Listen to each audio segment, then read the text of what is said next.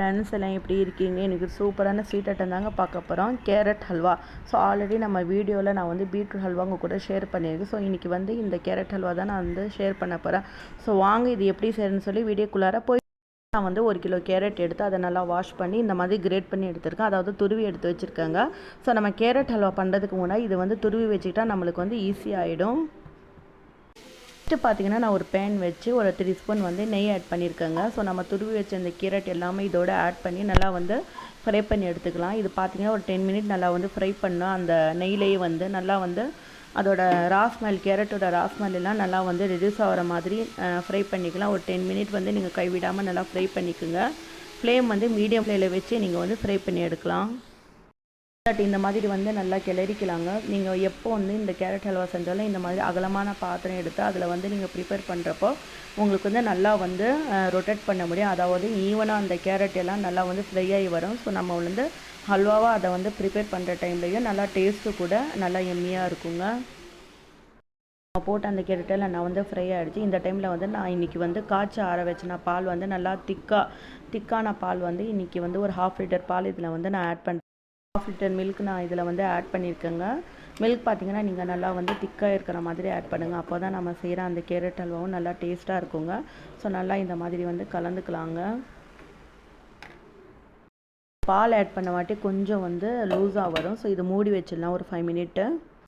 Open பண்ணி பார்த்துடலாம். So நம்ம ஆட் பண்ண அந்த மில்க் எல்லாம் நல்லா வந்து கேரட்டோட கம்பைன் ஆகிடுச்சு பாருங்கள், ஈவனாக ஆகிடுச்சு. ஸோ வந்து இது வந்து வேக வைக்கணும்னு சொல்லியெல்லாம் ஒன்றும் இல்லைங்க. ஜஸ்ட்டு நம்ம வந்து ஃப்ரை பண்ணுறப்பவே நல்லா வந்து ஃப்ரை ஆகிடுச்சு நம்ம கேரட்டு. ஸோ இது கொஞ்சம் கிரன்ச்சியாக இருந்தால் தான் கேரட் ஹல்வாவுக்கு நல்லா இருக்குங்க. ஸோ நல்லா வந்து இது கொஞ்சம் அப்சர்வ் ஆகிட்டோம் அந்த மில்க் எல்லாம் கேரட்டோட செஞ்சு. அது வரைக்கும் கொஞ்சம் வெயிட் பண்ணலாம். ஒரு 5 மினிட் இன்னும் வெயிட் பண்ணி மூடி வச்சிடலாம்.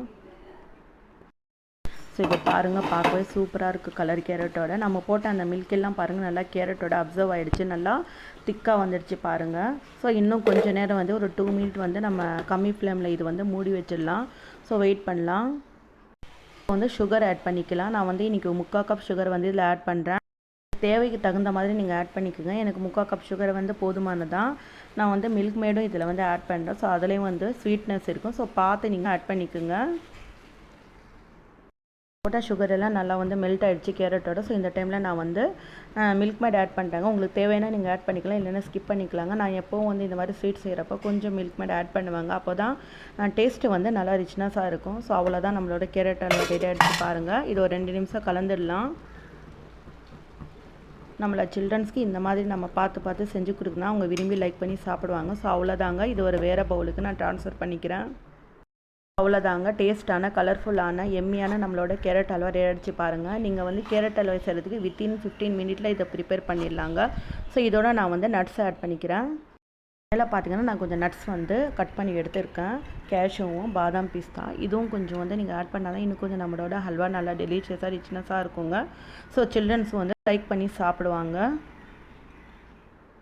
தட் கேரட்டில் வந்து அவியல் பொரியல் மட்டும் செய்யலான்னு சொல்லல, இந்த மாதிரி அல்வா கூட செஞ்சு உங்கள் சில்ட்ரன்ஸை நீங்கள் வந்து அசத்துனாங்க. கொஞ்சம் கார்னிஷ்க்கு அதுவும் நட்ஸை ஆட் பண்ணிக்கிட்டால் இன்னும் கொஞ்சம் கலர்ஃபுல்லாகவே நல்லாவே இருக்கும். உங்கள் சில்ட்ரன்ஸும் லைக் பண்ணி ஃப்ரெண்ட்ஸ் உங்கள் கூட நான் இன்றைக்கி கேரட் ஹல்வா ஷேர் பண்ணியிருக்கேன். எப்படி இருக்குன்னு சொல்லி நீங்களும் ட்ரை பண்ணி பாருங்கள். உங்கள் ஃபீட்பேக்கெல்லாம் எங்களுக்கு கமெண்ட் பண்ணுங்கள், லைக் பண்ணுங்கள், ஷேர் பண்ணுங்கள், சப்ஸ்கிரைப்